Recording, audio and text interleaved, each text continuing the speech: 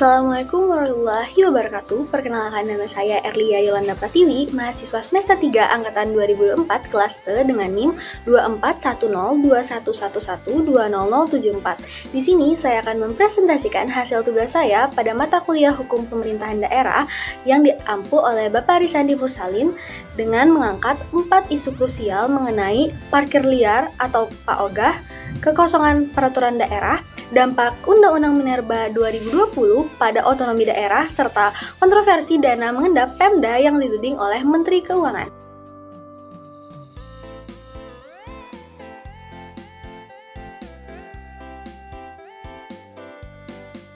Pada poin pertama, terdapat isu maraknya petugas parkir ilegal dan PAOGah di Kalimantan Selatan disebabkan oleh kegagalan tata kelola ruang kota, kemiskinan ekonomi ke bawah, serta intimidasi yang membuat masyarakat enggan melapor. Fenomena ini menimbulkan pungutan liar tanpa dasar hukum, gangguan lalu lintas, dan bahaya keselamatan. Dishub Banjarmasin sering razia, tapi efektivitas rendah karena tidak ada peraturan daerah atau peraturan provinsi yang mengatur secara komprehensif. Perlu diketahui, Kota Banjarmasin punya peraturan daerah nomor 7 tahun 2011 dan nomor 8 tahun 2011 tentang pajak serta retribusi parkir dengan sanksi pencabutan izin setelah peringatan. Tapi parkir liar tetap ada di 24 titik. Solusi yang dapat dilaksanakan adalah edukasi masyarakat, pemberdayaan menjadi petugas resmi, dan razia berkala seperti yang dilakukan oleh Polresta Banjarmasin.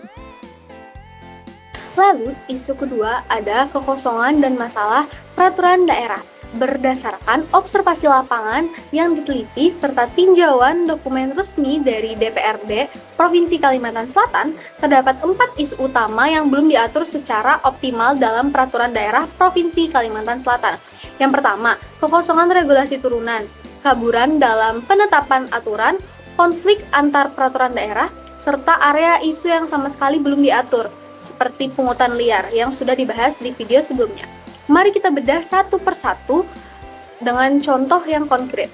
Yang pertama, ada kekosongan regulasi turunan. Dilaporkan ada sekitar 40 peraturan gubernur sebagai pelaksanaan teknis. Contoh nyata adalah peraturan daerah strategis di bidang pembangunan yang mendek total karena tidak ada petunjuk teknis operasional. Akibatnya, timbul ketidakpastian hukum yang parah, masyarakat bingung bagaimana menerapkan aturan, pelaku usaha ragu untuk berinvestasi, dan program pemerintahan daerah gagal terrealisasi secara nyata. Bayangkan, sebuah peraturan daerah tentang lingkungan hidup tanpa peraturan gubernur untuk monitoring polusi Sungai Martapura di Banjarmasin tetap tidak tertangani secara efektif. Lalu yang kedua, kekaburan dan ambiguitas dalam aturan penindakan, terutama terlihat di bidang pengelolaan pertanahan.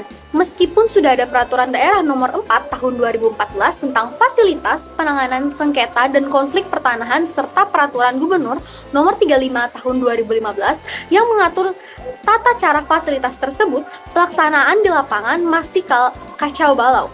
Prosedur fasilitas terbatas, tumpang tindih dengan Undang-Undang Pokok Agraria, administrasi di tingkat desa dan kecamatan lambat, sehingga konflik lahan di Kabupaten Tapin atau Kabupaten Banjar berlarut-larut hingga berujung ke pengadilan. Dampaknya, ketidakpastian kepemilikan tanah meningkat. Sengketa sosial naik sekitar 20% per tahunnya, dan petani kesulitan mendapatkan sertifikat hak milik.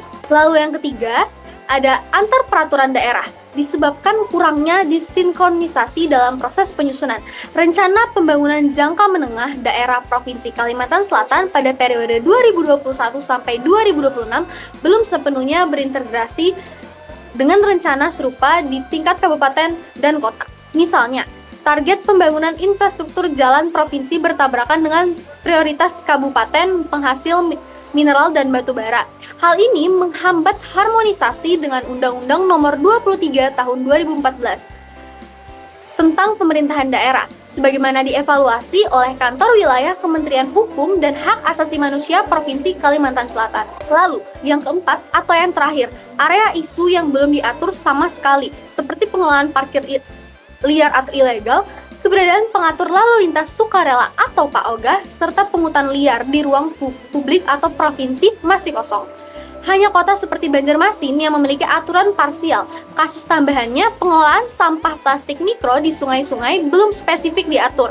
Meskipun peraturan daerah di lingkungan hidup ada secara umum, solusi komprehensif meliputi evaluasi berkala oleh Kementerian Hukum dan Hak Asasi Manusia, revisi massal peraturan daerah, serta sinkronisasi digital melalui platform elektronik dan peraturan daerah. Isu selanjutnya ada dampak Undang-Undang Minerba tahun 2020. Undang-Undang Nomor 3 Tahun 2020 yang mengubah Undang-Undang Nomor 4 Tahun 2009 tentang mineral dan batu bara telah memindahkan kewenangan pengelolaan dari pemerintahan daerah ke pusat, seperti pemberian izin usaha pertambangan khusus, pengawasan wilayah, izin pemanfaatan ruang, dan otoritas Kementerian ISDM. Langkah sentralisasi yang bertentangan dengan semangat otonomi daerah dalam Undang-Undang Nomor 23 Tahun 2014 sehingga daerah hanya bisa beri rekomendasi dan kehilangan kendali atas perencanaan, izin, pengawasan, serta royalti yang sebagian besar kembali ke pusat. Di Provinsi Kalimantan Selatan, sebagai penghasil batubara terbesar, dampak hukumnya meliputi peraturan daerah yang tumpang tindih, konflik lahan menggantung seperti sengketa, Kabupaten Tanah Bumbu dengan perusahaan besar, penegakan undang-undang lingkungan melemah, serta kriminalisasi warga protes tambang liar naik sebesar 30%. Secara sosial, masyarakat Tanah Bumbu dan Balangan alami kerusakan ekstrim berupa banjir bandang dan longsor yang merusak 1.000 hektar sawah, pencemaran sungai hancurkan nelayan, konflik warga perusahaan, picu demonstrasi pada tahun 2025, pendapatan asli daerah sebanyak miliar rupiah tak merata ke bawah, serta hilangnya rasa memiliki sumber daya lokal. Pemerintahan pusat klaim efisiensi dan cegah tambang liar, tapi kenyataannya melemahkan desentralisasi serta picu ketegangan pusat daerah mirip Freeport, Papua. Solusinya harmonisasi dengan aturan nasional dan advokasi DPRD ke Mahkamah Konstitusi. Pada isu yang terakhir mengenai dana mengendap Pemda pada tahun 2025, Menteri Keuangan Purbaya Yuda Sadewa menyoroti dana daerah mengendap sebanyak 234 triliun nasional per 2025 pada bulan September, berdasarkan data Bank Indonesia yang disebut Mendagri Tito Karnavian. Akibatnya, lambatnya penyerapan APBD karena daerah simpan di deposito atau giro, penyebabnya birokrasi rumit seperti lelang gagal berulang kali, keterbatasan SDM, perencanaan buruk, serta regulasi pusat berubah-ubah. Kalimantan Selatan termasuk daerah yang bermasalah dengan kota Banjarbaru yang menyimpan sebanyak 5,17 triliun dengan posisi 3 nasional. Tanah Bumbu dan Balangan punya simpanan besar meski dana transfer ke daerah cair sebanyak 74%. Dampaknya, infrastruktur seperti jalan, irigasi, puskesmas, dan lain-lain menjadi tertunda. Dana transfer ke daerah pada 2026 dipangkas sebanyak 41% dari 20,8 triliun jadi 12,2 triliun. Pada provinsi turun dengan 2,2 triliun dari 4,55 triliun. Defisit fiskal dalam karena pendapatan hasil daerah mineral atau batu bara tidak cukup, serta sisa anggaran besar harus dikembalikan. Gubernur Muhyiddin respon bijaksana via FGD di Gedung Idham Khalid Oktober pada 2025 lalu dengan menerapkan efisiensi, pangkas perjalanan dinas, hibah, tunda proyek multi tahun, atau dorong pendapatan asli daerah lewat retribusi dan sisa-sisa kewenangan mineral. Berbeda konfrontatifnya Gubernur Jawa Barat. Ia fokus kolaborasi. DPRD Kalsel juga desak realisasi daerah cegah korupsi dengan peringatan KPK. Secara keseluruhan, isu ini jadi momentum reformasi fiskal di tengah ketegangan pusat daerah. Mengapa isu-isu ini sangat relevan? Karena mereka mencerminkan tantangan nyata dalam implementasi otonomi daerah di Indonesia pasca reformasi, di mana peraturan daerah harus selaras dengan undang-undang nasional sambil menjawab kebutuhan masyarakat lokal yang beragam. Bayangkan bagaimana sebuah pungutan liar kecil di pinggir jalan bisa mengungkap kegagalan sistematik yang lebih besar, atau bagaimana kebijakan tambang pusat memengaruhi kehidupan petani di daerah terpencil. Keempat soal ini juga secara keseluruhan menggambarkan tantangan mendalam otonomi daerah di Provinsi Kalimantan Selatan. Dari regulasi yang lemah dan tidak sinkron, sentralisasi pengelolaan sumber daya alam, hingga masyarakat fiskal dana mengendap, solusi utamanya meliputi harmonisasi peraturan daerah secara menyeluruh, pemberdayaan masyarakat lokal, serta kolaborasi erat antar pemerintahan pusat dan daerah. Terima kasih atas perhatiannya. Selanjutnya, saya akan membahas mengenai pandangan hukum atas penanggulangan bencana di Aceh dan Sumatera.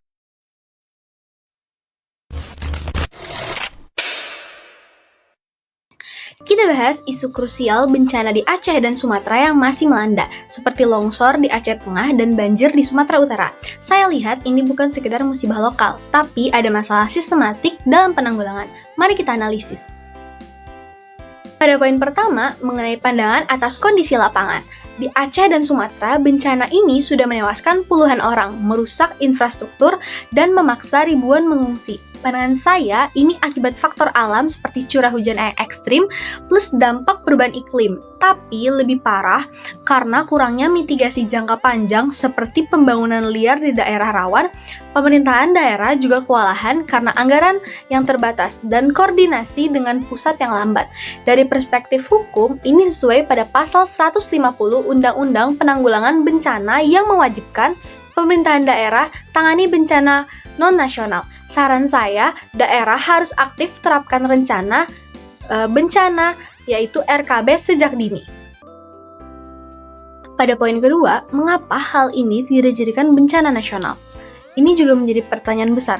Mengapa pemerintahan pusat tidak nyatakan status bencana nasional? Padahal, korban jiwa sudah puluhan dan dampak ekonomi miliaran. Menurut analisis saya, status nasional hanya untuk bencana luas dan luas dampaknya pada pasal 51 Undang-Undang 24 tahun 2007 yang ditetapkan BNPB via keputusan Presiden. Di sini pemerintah anggap masih bisa ditangani daerah, mungkin untuk hindari beban APBN nasional. Padahal instrumen seperti MOU dengan TNI atau Polri sudah tersedia.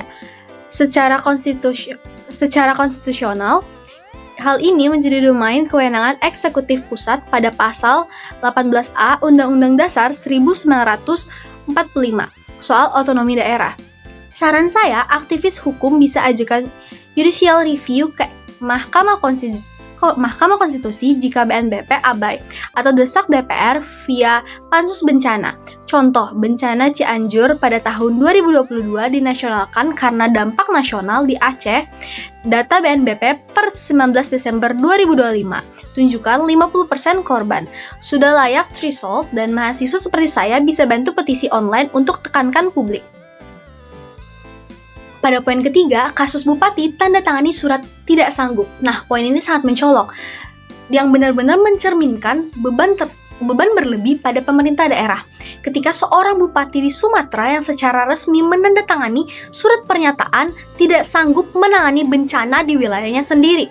Sebuah pengakuan dramatis yang menjadi bukti konkret overload kapasitas di daerah akibat sistem desentralisasi yang belum matang dan tidak seimbang dalam pembagian beban tanggung jawab. Surat tersebut memiliki dasar hukum yang sah sebagai rekomendasi resmi ke Badan Nasional Penanggulangan Bencana sesuai ketentuan Peraturan Menteri Pekerjaan Umum Nomor 13 Tahun 2013 tentang Pedoman Penanganan Bencana. Namun, ironisnya justru mengungkap kegagalan mendasar sistem desentralisasi penanganan bencana, di mana pemerintah pusat seharusnya secara proaktif turun tangan lebih awal dengan mendeteksi sinyal kelemahan daerah, bukan menunggu hingga pemerintahan kabupaten sampai pada titik menyerah. Hal ini sangat memalukan. Dokumen bersejarah sebenarnya memiliki potensi yang sangat kuat sebagai dasar hukum formal untuk segera mengubah status penanganan bencana dari level daerah menjadi bencana nasional berskala besar, sehingga bupati yang bersangkutan disarankan untuk segera melaporkan langsung ke gubernur. Mekanisme ini secara ekslasi yang jelas diatur dalam pasal 162 Undang-Undang Nomor 23 Tahun 2014 tentang pemerintahan daerah guna mempercepat alokasi bantuan pusat. Secara akademik dan teoritis, kasus ini secara nyata mencerminkan pelanggaran prinsip asas subsidiaritas yang mendasar, di mana kewenangan harus didelegasikan ke tingkat pemerintahan paling rendah yang mampu menanganinya. Jika pemerintah pusat justru mengabaikan sinyal darurat semacam ini dan membiarkan daerah tenggelam dalam krisis, solusi jangka panjang yang konkret dan mendesak diusulkan adalah revisi undang-undang secara menyeluruh untuk secara signifikan menurunkan ambang batas atau threshold penetapan status bencana nasional, khususnya bagi pulau-pulau yang secara geografis dan historis sangat rawan seperti Sumatera, sehingga mencegah pengulangan tragedi serupa di masa depan dan memastikan respon yang lebih cepat dan secara efektif. Itulah pandangan dan analisis saya dari sudut hukum mahasiswa. Terima kasih atas perhatiannya. Mari kita harap pemerintah dapat lebih responsif. Wassalamualaikum warahmatullahi wabarakatuh.